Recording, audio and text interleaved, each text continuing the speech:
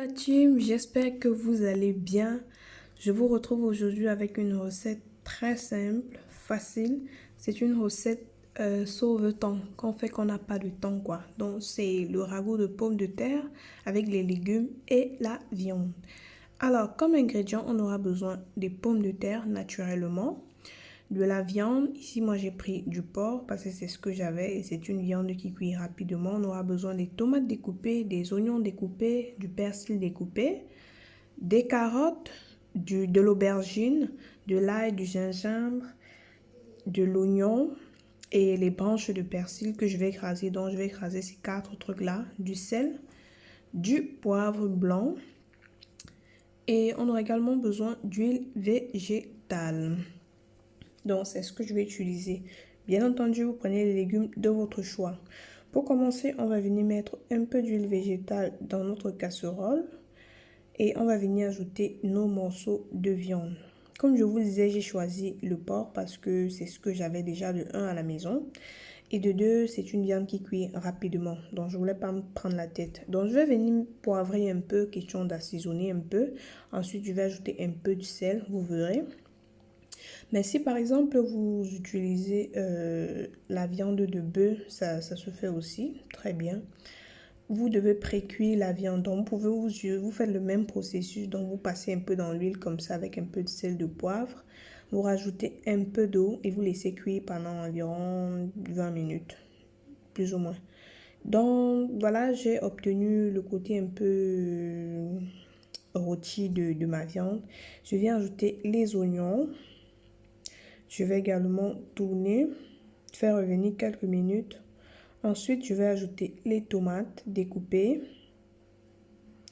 Je vais faire également revenir quelques minutes avant d'ajouter le reste de mes ingrédients. Donc les amis, si c'est la première fois que tu arrives sur ma chaîne, n'hésite surtout pas de t'abonner. N'oublie pas d'activer la cloche de notification pour être au courant chaque fois que je mets une vidéo en ligne.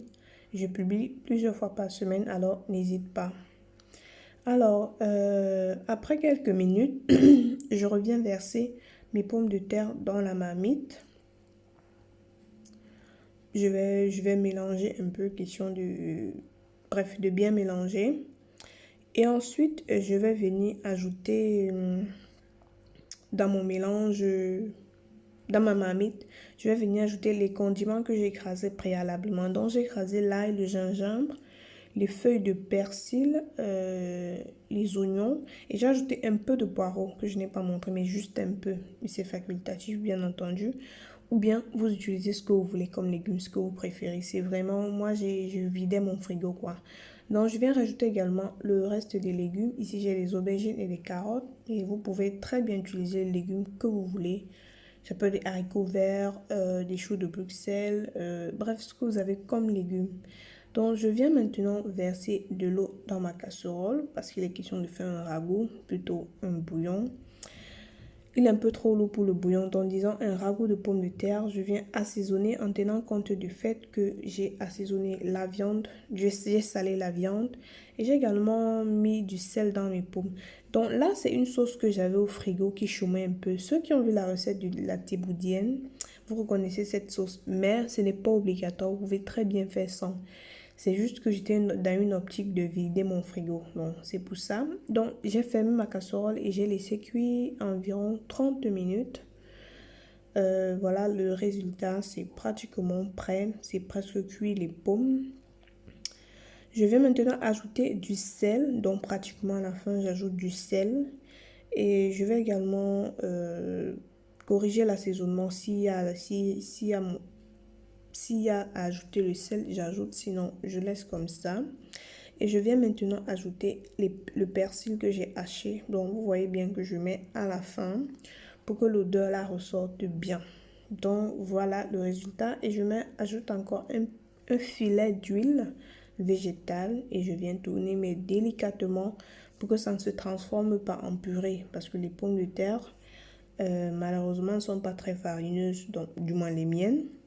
Du coup, elle s'écrase facilement. Donc, je viens remuer délicatement et je vais encore fermer environ 5 minutes à feu très bas.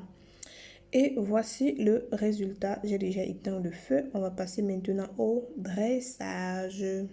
Donc, bref, là, je ne vous dis rien. Vous faites comme vous voulez. Si vous mangez dans la marmite directement, c'est comme vous voulez. Donc, voilà le résultat de notre petite recette. Facile à faire. On ne se prend pas la tête. Très bon. Je vous invite à reproduire la recette chez vous. Moi, je vais vous laisser. On se dit dans une prochaine vidéo. Ciao!